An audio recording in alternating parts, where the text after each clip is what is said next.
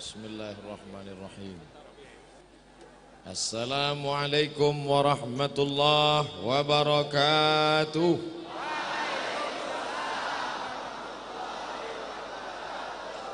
Bersyukur kepada Allah dengan mengucapkan Alhamdulillahi Rabbil Alamin. Berselawat kepada Rasulullah dengan ucapan Allahumma salli ala Sayyidina Muhammad wa ala alihi wa sahbihi wa barik wa sallim. Membuat tapai memakai ragi, jangan dimakan sambil merokok. Jamaahnya sampai mendengar sampai pagi, tapi saya mau pergi ke Buntok.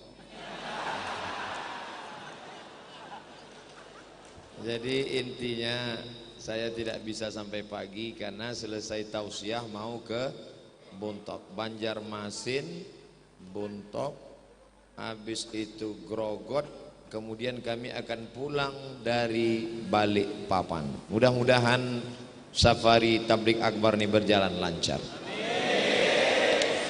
Tadi kata Pak Gubernur, bumi Kalimantan, bil khusus Kalimantan Selatan, bumi yang religius. Benar itu? Iyalah, tentu yang berkata Pak Gubernur, yang jawab masyarakat.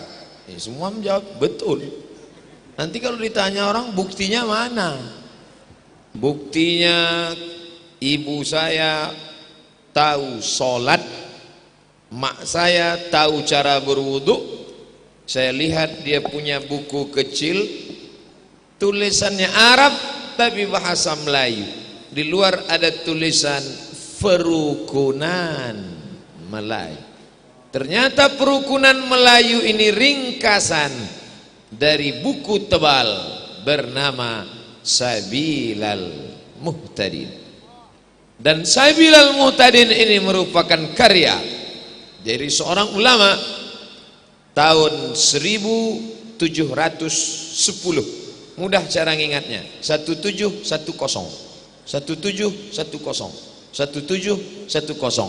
itulah dia Syekh Muhammad Arsyad Al-Banjari. Kalau hidup beliau sekarang umurnya 400 tahun, lebih tua dari kerajaan tempat kami tinggal Riau. Nama kerajaan Siak Sri Indrapura 1723. Syekh Muhammad Arsyad Al-Banjari 1710. Lalu kemudian setelah 1710, apakah selesai bumi Kalimantan ini memproduksi mengeluarkan ulama? Ternyata tidak. 1735 Syekh Muhammad Arsyad Al-Banjari 1735 lahir lagi ulama besar. Kitabnya saya baca, saya lihat dengan mata kepala saya. Nama kitabnya Ad-Durrun Nafis, ditulis oleh Syekh Muhammad Nafis Al-Banjari. Bedanya apa? Syekh Muhammad Arsyad Al-Banjari dalam bidang fikih, Syekh Muhammad Nafis Al-Banjari dalam bidang tasawuf. Sama-sama ulama made in Kalimantan Selatan. Sama-sama pangkalnya 1710 1735. Sekarang kita pindah ke tahun berikutnya 1857. Ada apa lagi? Ternyata 1857 lahir lagi ulama dari Kalimantan Selatan bernama Syekh Abdurrahman Siddiq Al-Banjari, dan di dalam darahnya menetes darah Syekh Muhammad Arsyad Al-Banjari. Sama-sama dari Makkah Al-Mukarramah, kakek buyutnya dari Makkah. Syekh Abdurrahman Siddiq juga dari Makkah Al-Mukarramah.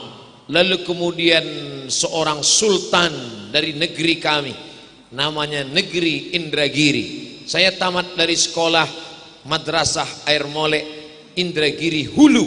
Kami punya seorang sultan, dan sultan itu ingin masyarakatnya mengerti ulama, sayang kepada ulama, mengerti fikih. Maka dipanggillah Syekh Abdurrahman Siddiq menjadi mufti kerajaan Indragiri, bertugas di Indragiri selama 20 tahun lamanya. Itulah yang bergelar dengan nama Tuan Guru Safat. Makamnya di Kabupaten Indragiri Hilir, ibu kotanya Tembilahan, dan masyarakat di sana mayoritas menggunakan bahasa Banjar karena memang komunitas masyarakat Banjar. Insya Allah haul Syekh Abdurrahman Siddiq saya akan tausiah di makam Tuan Guru Safat insya Allah. 1710 1735 1857 meninggal Tuan Guru Safat. Apakah ulama Kalimantan berhenti mengeluarkan ulama? Lahir lagi 1942, 3 tahun sebelum kemerdekaan Republik Indonesia, lahirlah seorang ulama bernama Syekh Muhammad Tuan Guru Ijai, yang haulnya terbesar se-Indonesia, lebih dari 1 juta orang. Itu produk 1942, 1710 1735 1857 1960. Kok Ustadz ingat? Lama saya ngapalnya itu.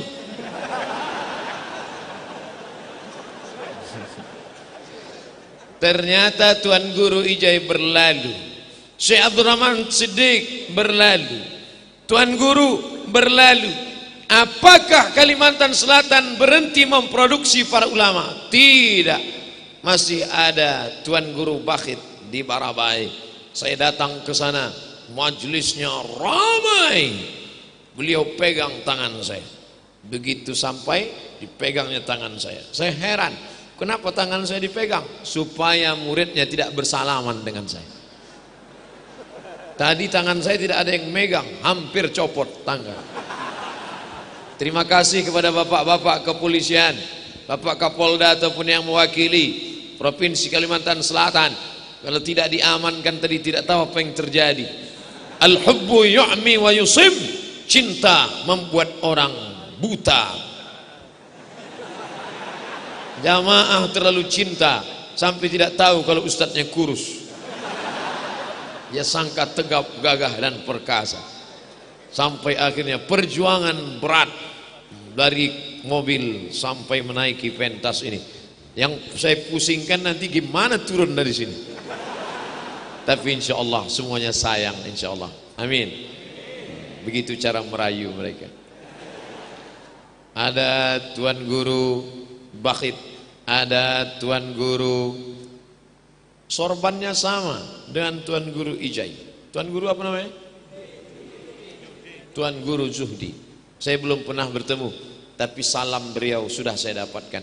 Salam orang yang tawaduk, rendah hati. Apa kata yang menyampaikan salam? Salam dari Tuan Zuhdi, mohon doa. Saya bilang saya yang perlu doa beliau. Ternyata sesama minta doa tidak boleh saling mendahului. Saya minta doa beliau. Lalu kemudian ada pula ulama dari Kalimantan Selatan. Produksi tahun akhir 1960. Sanadnya bersambung kepada ulama Makkah Al-Mukarramah, musnidud dunia, ahli sanad dunia tertinggi, Syekh Muhammad Yasin bin Isa Al-Fadani.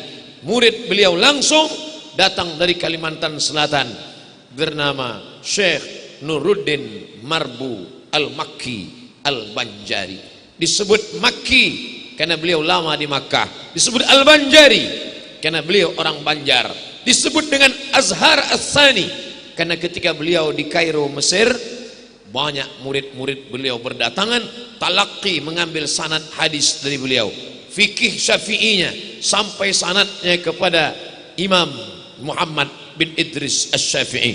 Syafi'i mengambil dari Malik bin Anas, Malik bin Anas mengambil dari Abdullah bin Maslamah, Abdullah bin Maslamah mengambil dari Abu Zinad, Abu Zinad dari Al-A'raj, Al-A'raj dari Abu Hurairah, Abu Hurairah dari Nabi Muhammad sallallahu alaihi wasallam. Beliau banyak dipakai, digunakan ilmunya oleh orang Malaysia. Begitu saya ceramah di Malaysia, di Masjid Muaz bin Jabal, saya lihat baliho besar, Tuan Guru Syekh Nuruddin Marbu Al-Makki Al-Banjari. Orang Malaysia bertanya kepada saya, kenal dengan Syekh Nuruddin? Ya, orang Indonesia, kata saya. Dalam hati saya, untung dia nggak nanya, pernah belajar nggak? Kalau sekedar kenal, kenal. Pernah lihat orangnya? Selalu saya lihat balehonya. Pernah belajar? Oleh sebab itu negeri ini, kalau dikatakan kata Pak Gubernur, negeri religius, apakah itu berlebihan? Tidak, karena memang negeri ini